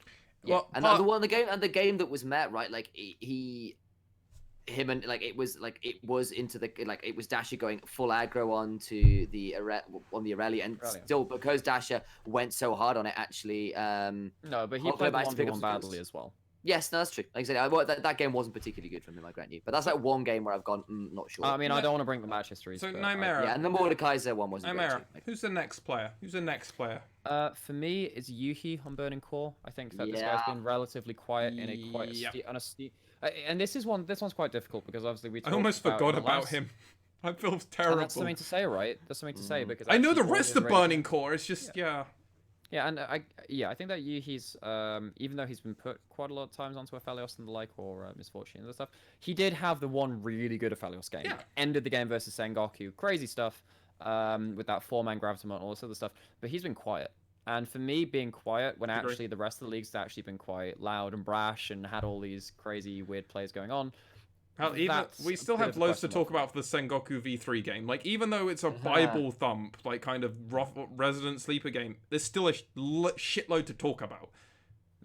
yeah, But yeah, so I think Uh, Yuhi for me, like he he stepped hasn't- up last week, but it still But he wasn't. needed like, to step it was up. gonna- He But did need to step it was stepping up to being passable. It for me, will be rather than interesting really- to see Yep. this week's games, because if Yeah. it's a repeat back to week 1 and 2, Hmm. and the first game, was it the first game that he didn't really do much?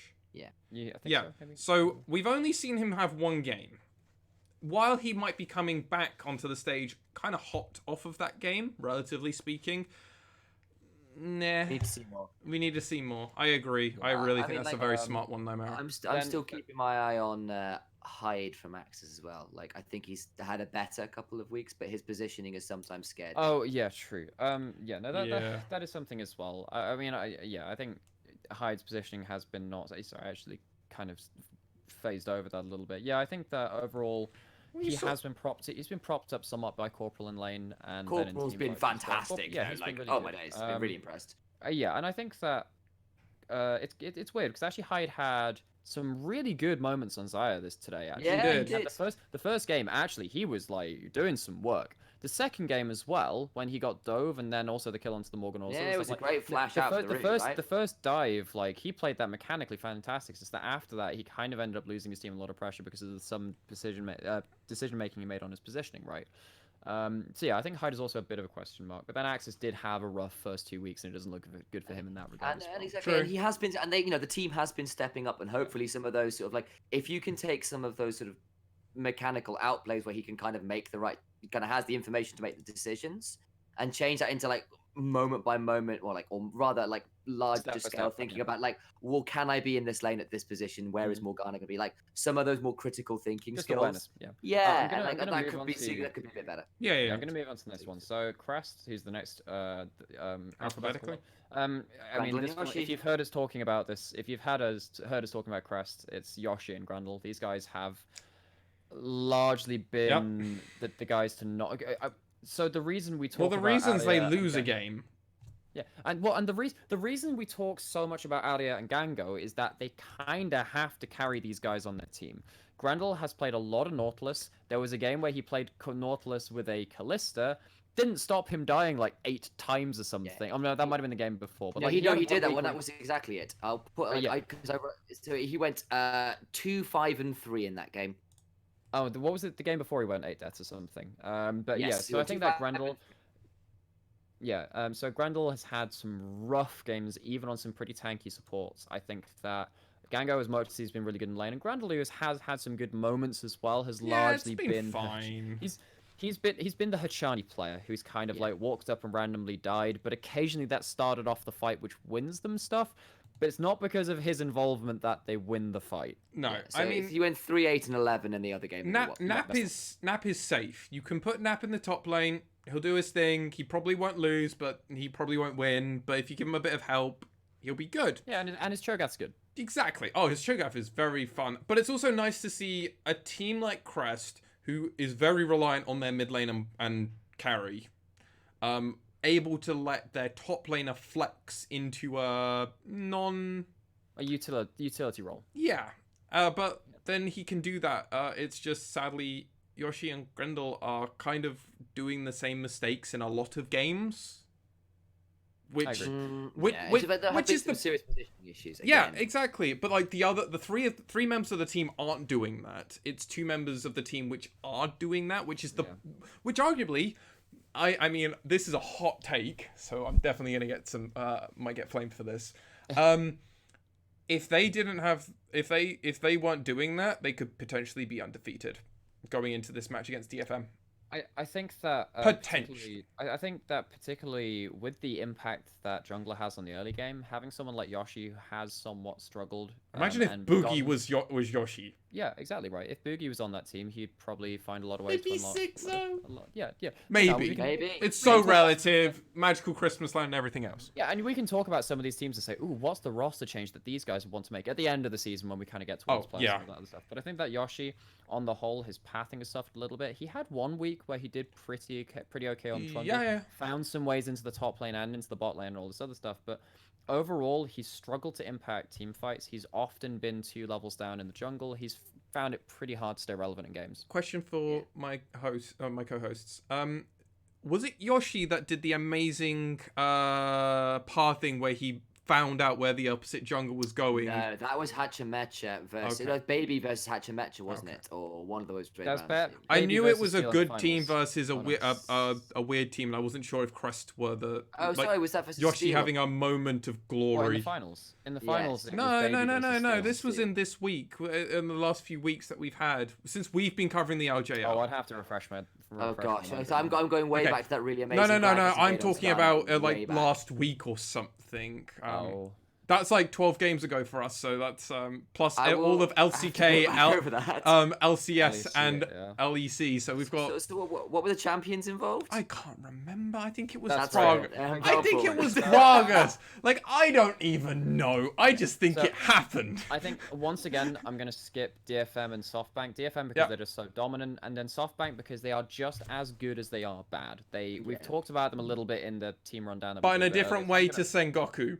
In a different way to Sengoku as well. Their problems are a bit easier to point out. I think they live and die by whether Tussle and Ramune have priority. Because they just kind of set up the map and do all their random shit. So we're going to move on to Rascal Jester, and I think Ninja has been the guy which I've been really having a lot of question marks about. But then he's also in a role where arguably the mid lane is super stacked. And then you gotta step up, right? But like, so there was that day when AXZ pulled out the Lissandra Jinx, and then Rascal Jester played that later in the day. Yep. And we saw that Gariaru playing that Lissandra made it look worlds different to Ninja's Lissandra. Even though they ended up winning that game, Ninja did not have much of an impact. I don't remember a game when Ninja's been very. His Soraka was great. Oh no, the Soraka was the one game. But I think that Ninja on the whole has not, considering he was pretty good last split actually from the games which I watched of him. I didn't watch all of them. He was actually playing pretty well on a pretty losing roster. So I expected more from him. I'm gonna give a hot take because I like giving these hot takes. Sure. I don't think Rascal Jester, even though Hachimecha, God bless this person. God, I feel so bad for saying this about you. I don't think they're going to make playoffs. I think at this rate, maybe not. They need to have a Maybe good. Well, not. we haven't seen their games from this week. I think So if they go 0-2, I'm very confident with saying they're not Well, making playoffs. I suspect that the thing is, Rascal Justice have enough win conditions, especially when the fact against- actually I rate their bot. So they're against DFM. So I'm guessing guessing they're probably this lose which is that a one. repeat, which probably they're going to lose because even when DFM literally don't draft any engage, they can still win apparently because TP's No, into they're base against- win. And they're against Burning Core, and Burning Core actually on a hot looked streak. They're on a hot pretty streak. good. Yeah, and and if Burning Core can put up a good fight against Crest, they're gonna go against Rascal Justice and be like, "Nah, we're gonna stomp you." 100%. Anyway, right. So just in the interest of kind of whizzing through. Yeah, this a yeah, little go for bit, it. Next one. Sengoku, I think basically everyone that isn't Appleman and Utility Mashi has been super inconsistent. I think Yes. that Yes. Blank in and NT particular. have been coin flips. That was and a funny Pyrion way has to get there. And Pyrion, I think, you know what? So I was saying Pyrion, you need to start playing Oriana. I think now you need to start playing Victor because in the same way that Froggen's found it hard to impact on that champion over in NA, Victor is much easier to act on. And we saw Gadiadu scale up really well on that pick. Sengoku tend to go to late game anyway. Just pick a Victor, I think. If you want to pick up your LeBlanc and play in the side lane and do what you do with the teleport, and that's fine. That's his fine with that LeBlanc has too. been hit and miss too, though, right? I think Hit he or had one miss. game. I guess the they games never they've won, miss. he's won on LeBlanc. Sorry. I think the games they have would have been on his LeBlanc though, pretty much. I don't necessarily think it's because of his LeBlanc. There was the game today, which definitely was, but I don't think that's really been the case in a lot of the other ones, right? I think they also should start bringing out the Lissandra against the Zoe. Against Zoe, it's a little bit different because actually Zoe's pretty good against Lissandra because you have that range advantage onto her. Oh You need to shit! be I forget about that. Against LeBlanc, it's fine. Lissandra, I think Lissandra will only see into LeBlanc. I think that's the only time we'll be seeing it. I Just just because, think I think we just need to see maybe more Orns mid and stuff from him. Like there's literally Maybe, yeah. don't try and go carry on, the but, game. Let your Tomoyashi and Apperman do that and just play I'd love play to see. set I'd love to mid. see them play Victor. I'd love to Oh, see them sure. play Victor. I agree. But yeah. Anyway, and then unless you guys have any Nah, go for it. particularly good points about that. Next one. We're gonna move on End to it up. V3. Last one. And then I think V3 it has to be Ace for me. I think Ace, Yeah. given that he was a Yeah. playoff contender. Paz, I'll split, defend. this guy's Boogie, not I'm been- defending. Archer, I'm defending. Reina, I'm defending. Ace, I'm not. Well, Ace, I I'm think not. Paz, I think Paz and I think I would probably extend that to Paz and Ace, given how Paz had a good playoff last split as well, actually. Yeah, And then given how he was, he was in the semi-finals doing really well against Nap, and then he had a pretty good, an okay finals. I think he's been underwhelming thus far. He hasn't had these crazy carry performances out of the top lane. It has been Boogie being the leading player there.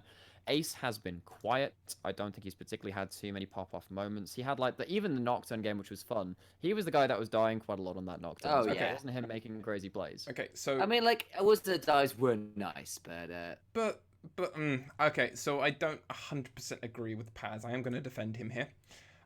When he's played set, he's gone for middling performance. When he plays on, he normally is a big part of the game. He normally does a lot of their initiation, and I think it's just I think part of the problem is he was drafted into a comp with a champ that he's normally he does amazing on, relatively speaking. He was 0-2. He was 2-0 rather. He going into into the matchup against Sengoku with his on. So very comfortable. He's fine against the GP matchup, as we saw. Didn't really affect too much. Oh, he did go fall down in lane, but it was a harsh lane anyway. Yeah, exactly. But he didn't lose lane to the point where it's like, oh my god, he's feeding his ass. But then these are the good players, so you don't expect them to do that. I don't think he's been a contingency problem. If anything, I would argue just this week was a bad week for him, and I'm not going to put too much I just equity think for for me that. is that given his how pedigree, given I how was he was super coming hot on into him. this split, I expected Paz was going to do more. I think he's been okay. I think he's been a middle of the pack top player. That's not what I had him down as. I would have put him in top 3. I thought Really? it would be Ebby. Okay. Yeah, given he looked how very the last good playoffs towards the were, end. right? Yeah. Okay, so that's just where my own personal expectations were lower than Well, you okay, guys. That's fair. who would you going into the split? Who would you put above Okay, so Paz? Ebby's Ebby number is 1, obviously. Yeah.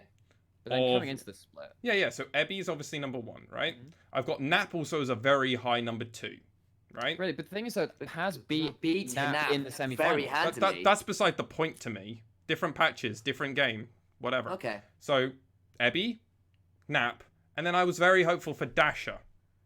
Okay. Okay.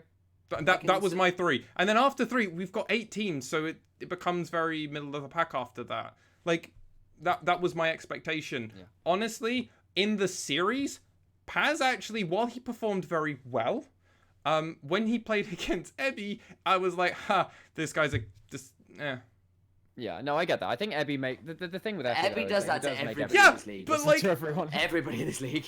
That's why I think it's really important for me to see what Nap does against Ebby.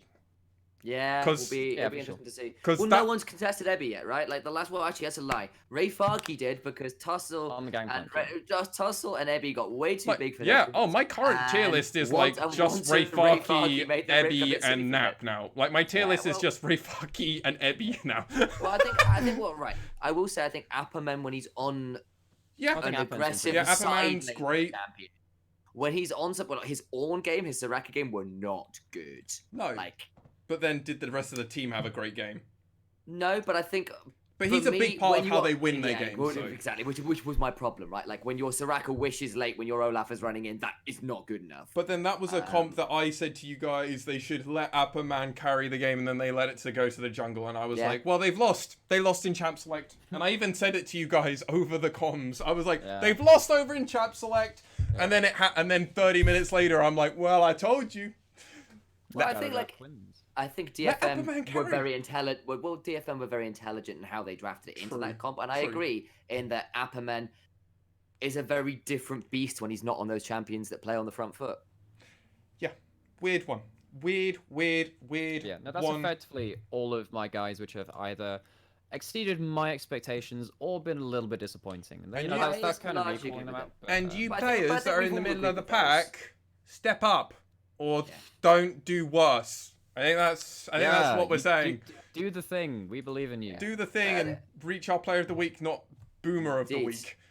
Don't be boomer of the week. We don't have a long panda in this place, but if we did, I'd recommend not being him. No, that would be bad. Any closing thoughts for that? I think it's a conversation we've been having. Pretty consistently between all of us, who's not been performing as well as who has. I think that has been. I think those players that were brought up, I think, were the general consensus for all of us. I think for me, beyond that, I need to see some more consistency out of these teams. Because actually, every team outside of DFM has had some pretty glaring flaws.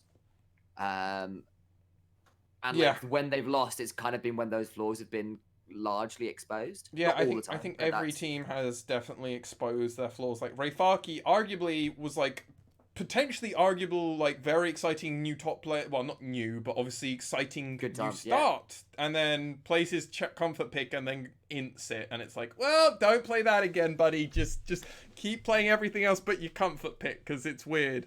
Yeah, and Sengoku's inability to be decisive at the mid game and stall out for very long games. The Hawks and their positioning in team fights. Ramane and Tussle to be proactive in the early game. Lots of these things where you go, well, I need to see you guys. Yeah, Galliano just not really performing as well, but then he has started performing, and it's So there's lots of things, right? Yeah. So what I need to see from the last 4 games, because we've not seen those, I'm very excited to see. I think there's some corks of games in there. But as coming into next week as well, I need to start seeing some of these flaws that have been exposed, whether they've been worked on and whether teams have found solutions or ways for them to win in spite of them like this. All right, to close out this podcast, we won't do this for ages because we've been going for an hour and 20. So I've tried to keep us going as fast as possible with a bit of natural conversation dashed in there. Ooh. We're gonna go on a very good season in that. Oh, I know, right? I got the Colonel. I got the Colonel's recipe. He gave it to me because gave you the 5 secret spices. Oh, he did. He said it was just water at the end, and I didn't believe him. Wow. Laced with large traces of LSD. Well, that's a Futurama reference. Let's talk very briefly about the meta. I'm gonna keep going through this. Our lovely color caster here gives me topics, and then I basically pretend that they're mine by bringing them up. Okay. I've got 3 things I can talk about it a little bit in depth. Yeah. I think. So the first one we're gonna go for, which I'm actually interested in, because I'm actually I've got a theory on this one, but I want to hear the smart man talk first before I start saying my kooky support shit first. Ezreal makes a return, but the buffs haven't happened. And the LGL is going to wait a while because we only just got onto 10.3. It's going to be another 2 weeks till we get on 10.4 at least. Oh no, so the 10.3 is actually when they came in. So I wrote that down back when we were talking about 10.2, and that was when DFM picked it. Oh, right. So we just got the buffs. It's now got buffs as well, and we saw 3 picks of Ezreal today. Yes. 2 at least. Yeah, Archer did it and looked good, Archer but didn't did win on twice. it. Huh? Yes, we only have 4 games so far, and we definitely saw it. Is it 1 and 3 or 2 and 2, something like that? I know that Archer lost 2 games. Something like that. Yeah. So But yeah, explain to me why we're seeing more Ezreal and who we're seeing Ezreal with as well. Where would you want him paired with? Okay, so Ezreal. I mean, let's just talk about Ezreal. And in why isolation are we because- seeing him? Why are we seeing him? I think it's largely because he's the safest AD carry that can be played to a decent extent in the bot lane right now. If you think about the AD, I mean, he's always been the safest AD carry, right? He has, but he hasn't necessarily scaled particularly well. He gets to 2 items, then he starts falling off and off and off. And when you have champions like Ornn in the game, he's not great at killing that guy. Someone like an Aphelios, someone like an MF, someone like a Senna even can kill that guy eventually. But we have started seeing Ezreal. And actually, the other AD carry we've been seeing as well, because I'll tag this on as well, is a bit of Xayah making a return as well. Yeah, we have. And the reason we're seeing Without these two is her that partner as well. bits and pieces, yeah, because we saw last week, we saw Interesting. with the Thresh, this week we saw with the Yuumi one time, and the Rakan. And the Yuumi is another thing we'll go on to later. But Ezreal and Xayah have managed to peel for themselves and still managed to become kind of like these pretty decent mid-game objective fighters, where you can kind of end up being strong enough at the point where you're fighting around the 3rd dragon, which is where the game really starts to take off. Because if a team has got the first 2 and then they get to the 3rd one and you're not ready to fight, not going to go so well. Obviously, Aphelios still super important. MF still super important. They're also Arguably still the top 2. Arguably, yeah, because they have these team fight presence. But these 2 guys in Ezreal and Xayah can kind of survive that initial engage a lot of the time and then kind of turn around the fight on their own terms. I don't know about you guys, but I'm so happy Senna isn't being picked now. Well, she kind of is. She kind of is, but she's kind of back. I hate She's that back. champion. I She's hate back. that champion so much. So- She's still on my AFK always banned list because not So, dealing with that. Is it worth diving into a little bit about why we're seeing Senna a bit more, or? No, let's talk about Ezreal. Let's talk No, about talk Ezreal. Well, I mean, we could just talk about AD carries in general. So basically, we're seeing a lot more Ezreal and Xayah, seeing a lot less Senna. And I think Senna doesn't necessarily have the best support pairings right now. You do want to put her with something like the Tahm Kench, which loses you a lot of pressure in lane. So And Senna also finds it really hard to kill objectives. And that's the other thing. talking of her husband, Yeah. Lucian. Oh, Lucian. 0 ban presence, 0 pick presence this week. I'm just He gonna. did have a bug fix. Was it which no? meant Was that- it not banned? Was it Oh, not no, he banned was against versus the Raminates Hawks this week? twice. Twice, yeah. Was it banned still? I both definitely remember. times? It was B1 against one of them. Was it Dasher I'll still have a pulling quick those bans? It's It Dash was- and Ramune, I would imagine. Ramune, So yeah. I don't think Lucian's great in the bot lane right now. He doesn't No. actually TVT particularly. I would argue effectively he's against kind a of lot trash the... now in the bot lane. Yeah, because if you the thing Lucian about banned dashing both into an MF or dashing Okay. into a So it's Aphelios- just Dasher Ramune still pulling those. That's yeah, good. so if you dash into an Aphelios or an MF, must be they honey. kill you.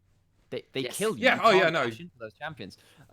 So Lucian really needs a matchup where he can kind of dash wall with impunity, knowing that it's a straight 1v1, and that will be in the side lanes really after you get the Blade of the Ruin King. We've seen it occasionally across the different regions. We saw like Someday pop off on it and Oh, yeah, LACs it for is. 100 True. Thieves, amongst other people across the globe. But yeah, so we're seeing a lot more Ezreal, seeing a lot more Xayah, seeing slightly less Senna now. as well. Kai'Sa Didn't we have saw.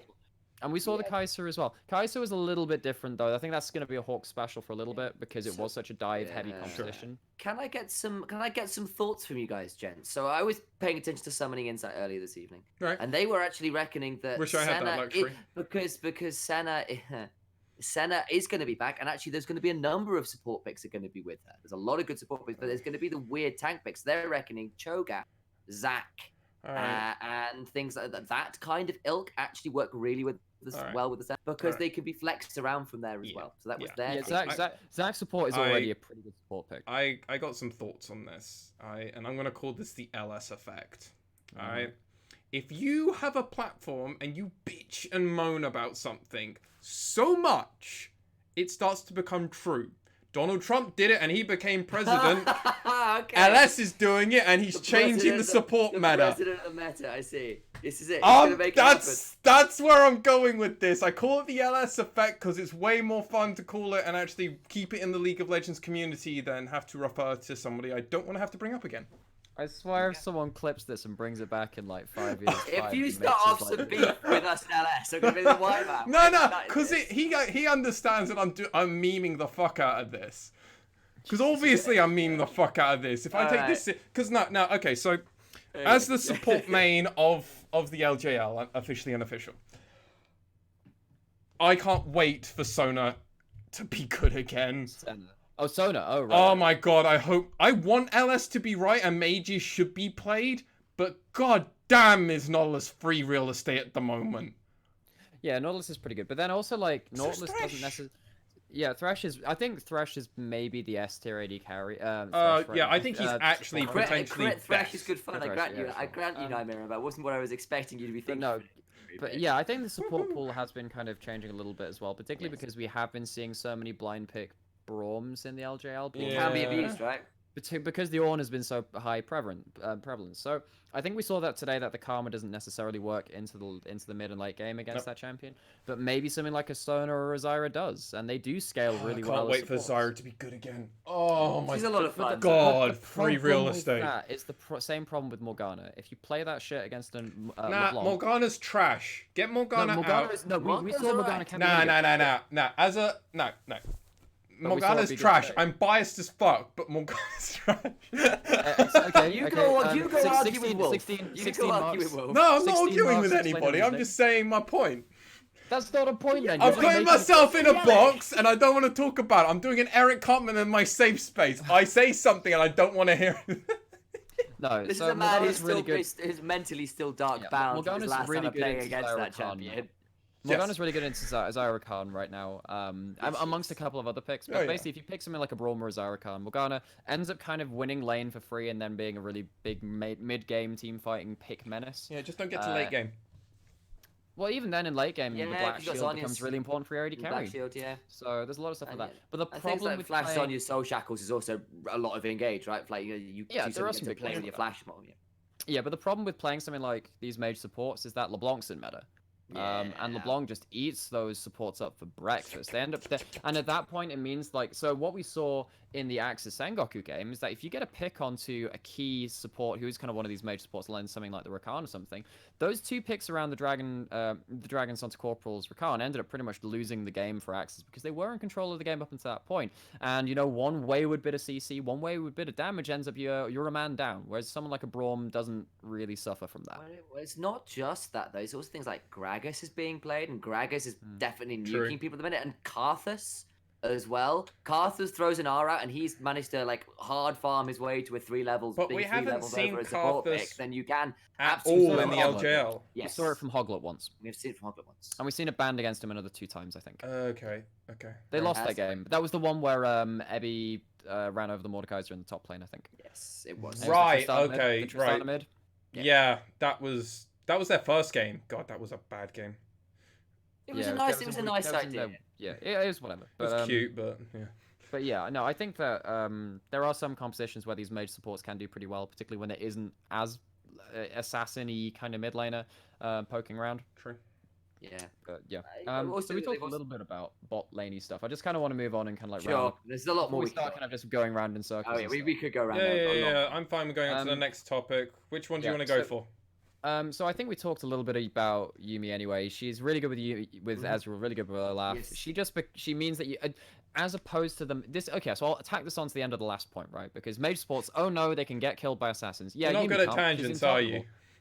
Well, no, I'm just finishing off this last thing. But basically, Yuumi can't be killed as a mage support like other mage supports can be because she's just untargetable. Yep. And she makes the target, which is going to be assassinated, hard to kill as well. So with champions like Olaf and Ezreal in the meta, she does have a lot of champions which she is favored with just in terms of these duos can survive through the laning phase and then be the mage support which doesn't die. That is why Yuumi is good right now. Then moving on to the last point, just the last one on the list if you want to... Just the last one. All right, I'm going to use your one. So Yuumi got buffed, right? Mm-hmm. That's pretty dope. Ezreal got buffed. That's pretty dope, right? Yeah. Akali got nerfed. That's like calling for Jesus, and he says, "All right, my son, I got you. Yeah, I put her in the dumpster. We've had 3 seasons of her. She can fuck right off." So fucking happy about that nerf. Yeah. My God. so- She can go even harder. They can do it even harder. I'm okay with I mean, that. they did hotfix her back up because it was a murder of what happened with those. But it wasn't so much a nerf; it was a straight murder. The murder was correct. The murder was correct. Yeah, Akali was 100% presence in the LJL, as it was in so many As in regions. LCK, She was so as strong. it was just ridiculous. The only other champ that's got that at the moment in other regions is Set. And I think Set is very actually... Well, Aphelios too, actually. Oh, Aphelios. Yeah, Yeah, Aphelios. but these are... Okay, so Aphelios is weird. I think Set is better balanced than Aphelios. Oh, well, yeah, yes. So, like, we have like Aphelios, agreement. Set, Ornn, and Akali and Syndra were all massively high priority, particularly in the LJL. Yeah. But now we've seen Akali on 10.3 kind of fall off into obscurity. No picks on that. No one wants God. picking the new format of it. We saw like 2 picks over in the LCK to middling success. It's not the same champion. It's not particularly good in mid lane. Can work into Ornn in the top right, lane and yeah. other stuff. It's a much more aggressive pick now, but it means that you don't have that same kind of safety. But at least you managed to get that ultimate cooldown a little bit lower. So yeah, goodbye Akali. I mean, I miss watching some of the crazy plays, but playing against her was really kind of nasty. Obnoxious. I And mean, I it's enjoyed not- watching her, but like, Yeah. she was a And- nightmare to play against. Yeah, she was And- good and- for and- Twitch streamers. Yeah, it's cool. Loads of really fun clips. and videos Montage stuff. and all that other stuff. Yeah, Yeah, exactly. But while Akali was nerfed out of the pro match and all this other stuff, another champion which is starting to fall down in terms of priority, but Oh, thank not God. necessarily due to a nerf, is Elise. Bye-bye. Elise is Yeah. showing, she was being first pick, first ban by the LJL across the first 2-3 weeks. Today we saw it falling through draft completely or making it through to second round of picks, second round of bans, which is just Even not then, where we not getting expected to picked see this. up. Exactly, yeah. Sometimes it's falling Tussle through the had a picks great game. completely. That was about it. Yeah, and there are some players which have shown that you can snowball a game, use like the Renekton and Elise combo through top lane as we saw from the Hawks, and Tussle did have that one great game. You're right. He did. But we saw the likes of Hoglert on the Olaf just pick the Olaf Yumi, and then the Elise falls off so quickly. It doesn't matter whether you've got the early kills. The Olaf eventually outscales you, and then you're not tanky as that Elise. You end up dying Nope. a lot of times. Yep. Yes, you do. And like, there's also a thing with like, there are a lot of other champions that cannot do kind of what Elise does, even if not as well. So like, if you want an AP Gragas. jungler that can gank earlier, Yeah. Gragas, Talia, you know, they have got those champions, and then they also get R buttons, which is kind of nice. So like, there are other options, and yes, like as an Elise player, as someone who loves that champion, I have a lot of fun playing her. She has got her strengths, but like the way the jungle is at the minute, what effectively It happens just doesn't is you are favour no her. lo- well, post 10 minutes, you start decaying in usefulness pretty fast. In a way that Gragas and Talia and Karthus is nowhere near the same, but another AP jungler, right? Still has significant amount of room to grow or be impactful as the later game goes on. Whereas at least you're kind of reliant on flash cocoons or sticking around your AD carry and trying to keep them alive and going for some judicious repels. That's about it. I mean, it's going to be interesting, obviously, coming in when eventually we get 10.4, 10.5? Yeah, 10.4. 10.4, yeah, I can't remember which one was the one with the The jungle. current live patch is 10.4. 10.5 Okay. is coming 2 weeks. Something like Which that. one has the jungle change, where we All get of it. Talon jungle? No, so we have those This one. changes. We through have that already now. 10.4. in 10.4. There are some more changes coming in 10.5 to buff up Darius jungle and stuff again. Yeah. Okay. That'll be next patch. This will be the next patch for the pros. We're still 10.3 as of the moment. So no region, to my knowledge, has 10.4 yet. No. Might be this weekend. I For don't think So so. LCK. LEC might get it because they Okay. get it first. Oh, so does I would LEC say- get it first? I thought it was Well, I LCK think got so. it first. Pretty sure LEC. Yeah, they- did. I know. It- I know. it- Historically, LPL always used to get it first, but then that's. Oh no, I just thought they used to get it last. Oh, LP. They did really? Last, yeah, Yeah, they they were were really way slow. behind. Oh, I got my Yeah, facts yeah. wrong then. Yeah. Was it the Yeah, first no, or no, last? you were you Also, inverted. LCK won't change it within a week. So like every person's like week game of that week will be on the same patch. So if there's a patch midweek, they won't change it. Sure. So we'll have to wait like another week for that. And LEC starts on Friday, so they do tend to be the first region to get it Ah, after that the explains Tuesday it. release of the patch. Well, it'll be like they leave it a week most of the So time. using this jungle analogy that we've started, that's not the word I was meant to use there, but I'm going to keep going anyway because I don't care. Jungle changes. Are we going to see new junglers? Are there going to be new changes? Or is it just going to be a flash in the pan that's fun for solo queue and that's it? We'll see Diana. We'll see Diana. Yeah. So we saw Diana already in the very first game of the split from Boogie, right? Yep, we did. So you played that versus DFM. Didn't look particularly good, but with the increased damage from her passive. Oh god, your clear's going to be great. Your clear's going to be pretty good, right? Especially on stuff like Raptors, where you do have that AoE damage, and then against Krugs, where they have the negative magic resist. Your red side clear is actually going to be pretty damn quick. With her passive as well. So, well, that's the whole thing. That's the passive, which that's been buffed. Her passive right? and her W is just going to be so good. Sure, but it's the passive that got buffed on her jungle clip. I thought it was just her base damage across all of her. Passive. No, was it just her passive? No, it's her passive. I thought her shield also got buffed with it as well. No, I think her shield actually got nerfed in base damage. But her passive does. Yeah, but her passive does 50%. I hate these changes. Pale Cascade is paler. Sorry, buddy. Your passive does 50% more damage to monsters now. Fair enough. So it means that and that's what you normally use to go through the jungle as well. Yes. Gives you a lot of extra damage on the AoE cleave. It's really good on your red side clear, like I was saying. So you get to that early level 3 off that one quadrant, even though you don't start on your blue buff. So I think that Diana will see a bit more of, and then it will set up for more of these wombo style combos again. And it's a flag split between mid and jungle, right? So yeah, and then I mean, it's not like there's no chance we see some of the other junglers of people wanting to be tricky. Like, go crazy. I could. Well, the thing is, if someone does decide that they're gonna draft Karth as blind, and someone decides, you know what, screw it, I'm gonna pick a Talon into that. Like, more power to them. There is definitely that option. And it's less of a.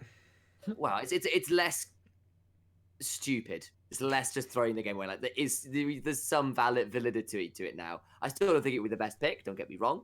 But maybe it offers up a little bit more counter options. I just one time want to see someone pick a Talon into an Ornn top, be like 7 levels down, and do like 100 damage with this full combo.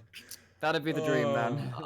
Why does Ornn keep getting buffed? That's a little bit. I think Ornn needs to be permabanned or nerfed. He just the guy needs to just go. Kind of nuts. Yeah, no, I think this. He's a literal god, man. This is just fitting. I mean, I guess lore, it's fitting, it's like, right? What can the mortal man of Talon do against the Forge god? Like, that's just narratively the way it should be. What's wrong with you? Granted, whenever you think of forging stuff and it's like a hammer, I keep thinking of Thor and like that dwarf that was in the Marvel, the Infinity thing, and then he's like having to hold it. And all right.